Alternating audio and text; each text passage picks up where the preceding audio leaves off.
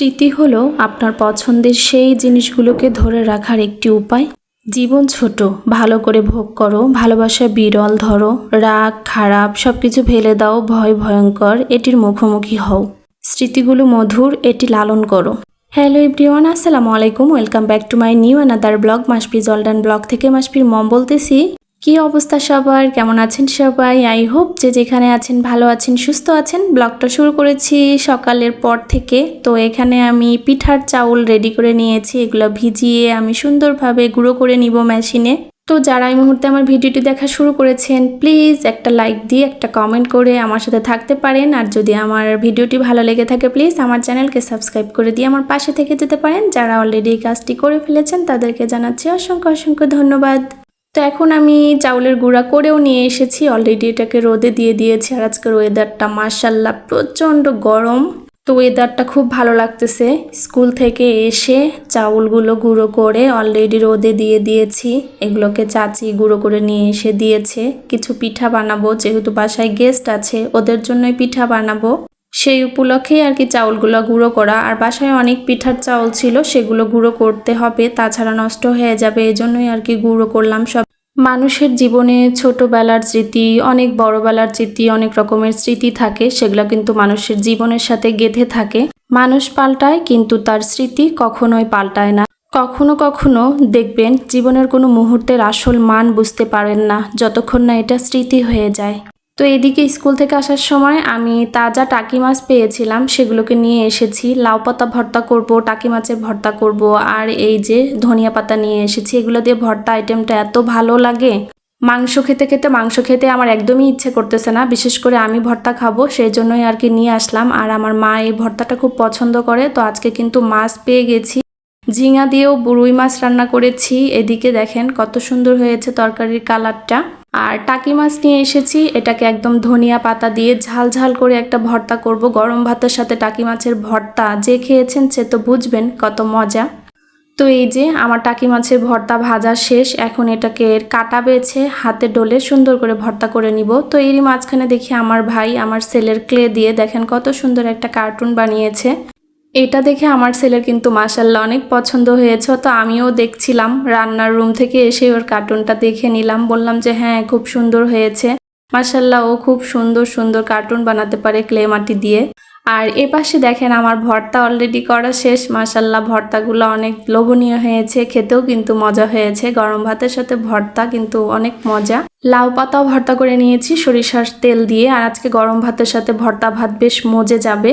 লোকে বলে যে খারাপ স্মৃতিগুলো সবচেয়ে বেশি ব্যথার কারণ হয়, তবে আসলে এটি সেই ভালো স্মৃতি যা আপনাকে পাগল করে তোলে। জীবনে ভালো ভালো স্মৃতি থাকা আসলে খুব দরকার। ভালো ভালো মুহূর্তের স্মৃতি মানুষকে অনেক দুঃখ কষ্ট ভুলিয়ে রাখতে সাহায্য করে। জীবন অশ্রু, হাসি এবং স্মৃতি নিয়ে আসে। অশ্রু শুকিয়ে যায়, হাসি ম্লান হলেও স্মৃতি চিরকাল স্থায়ী হয়ে থাকে। স্মৃতি ধরে রাখার সবচেয়ে খারাপ অংশটি ব্যথাময়, এটি এর একাকিত্ব। স্মৃতি ভোগ করে নেওয়া দরকার। তো আমি আজকে সেই ছোটবেলার স্মৃতিতে ফেরত গেলাম। ছোটবেলায় দেখা যেত নানুর বাসায় বা দাদুর বাসায় গেলে আমরা নারিকেল গাছ থেকে পাতা পেড়ে সেটা দিয়ে ঘড়ি বানাতাম। তো আমার ছেলের স্কুলে সেটা বানাতে বলেছে, তো ছেলের জন্যই আজকে সেই ছোটবেলায় ফেরত গেলাম। আর একদম নিচে চলে এসেছি, এই পাতাগুলো পেরে বাসায় গিয়ে এগুলা দিয়ে আমি সুন্দর করে ঘড়ি বানিয়ে নিব। জীবনের ভালো সময়গুলো সব সময় স্মৃতি হয়ে থাকে এবং খারাপ সময়গুলো ভালো পাঠে পরিণত হয়। মানুষের হৃদয়ে স্মৃতি তৈরি করুন, কারণ যখন আপনি চলে যাবেন তখন আপনার সমস্ত স্মৃতি শুধু অবশিষ্ট থাকবে। আপনার জীবনের সেই স্মৃতিগুলিকে কখনোই ভুলে যাবেন না যা আপনাকে কাঁদতে এবং হাসতে বাধ্য করে। আপনার জীবনের স্মৃতি হলো আঠালো, যা আপনার জীবনের একসাথে আবদ্ধ করে। আপনি আজ যা কিছু করছেন তা আপনার আশ্চর্য স্মৃতির কারণে। স্মৃতিগুলো সর্বদা চোখের কাছে অদৃশ্য থাকে, তবে হৃদয় দিয়ে অনুভূত হয়।